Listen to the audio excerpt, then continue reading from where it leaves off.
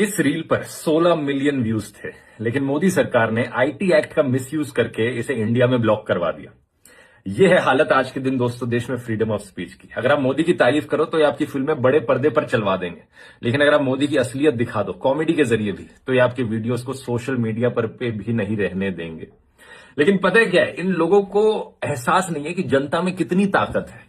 आओ उन्हें जरा एहसास दिलाते हैं। मैं इस रील को दोबारा अपलोड करता हूं और इस बार इतना शेयर करना कि 30 मिलियन व्यूज क्रॉस हो जाए और डाउनलोड करके व्हाट्सएप पर हर जगह फैला दो। अगली बार 2 बार सोचेंगे ऐसा कुछ करने से पहले। पहली बात यह, हम रील बनाने वाले कभी भी अपने प्रधानमंत्री को गाली नहीं देते हैं।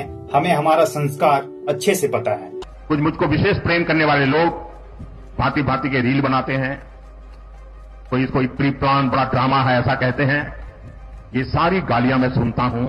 हाँ, ड्रामे वाली जो बात है वो कहीं ना कहीं सही है, क्योंकि आपसे बड़ा ड्रामेबाज कोई हो ही नहीं सकता है पूरे देश में। आप लोग वीडियो को लास्ट तक जरूर देखना, आप लोगों को भी समझ आ जाएगा कहीं ना कहीं मैं सही बोल रहा हूँ और क्या क्या ड्रामेबाजी है मैं इसे ही बताता हूँ आप लोगों को। जब आप प्रधानमंत्री नहीं बने तब आपको इंडिया का रुपया बहुत ही पतला लगता था। उस टाइम पे 1 रुपया डॉलर के 60-61 के बराबर था। रुपया नहीं गिरता है, बांग्लादेश की करेंसी नहीं गिरती है, पाकिस्तान की करेंसी नहीं गिरती, श्रीलंका की करेंसी नहीं गिरती। क्या कारण है? हिंदुस्तान का रुपया पतला होता जा रहा है। आज इंडिया का 1 रुपया 90 के पार हो चुका है, पर आप इसके बारे में बात भी नहीं करना चाहते हैं। तो आपसे बड़ा ड्रामेबाज कौन ही हो सकता है। आप ड्रामेबाज यहाँ भी हैं जब आप नारा देते हैं बेटी बचाओ बेटी पढ़ाओ का, पर जब मणिपुर में वो चीजें होती है, जब महिलाओं को नंगा करके रास्ते पे घुमाया जाता है, उनके साथ अत्याचार होता है, उनके साथ अन्याय होता है, तब आप चुप बैठे रहते हैं। आप ड्रामेबाज वहाँ भी कहलाते हैं जहाँ पे आप गाय का पूजा करते हैं, पर वहीं आप ओमान से हलाल का सर्टिफिकेट लाते हैं बीफ एक्सपोर्ट करने के लिए। आपका ड्रामा तो मुझे 2022 में ही पता चल गया था, जब आपकी माँ का निधन हुआ था और आपने सर तक नहीं मुंडवाया था। जबकि सर मुंडवाना हिंदू धर्म में बहुत ही पवित्र माना जाता है, जिसे बोला जाता है पितृकर्म, जिसमें सर मुंडवाने से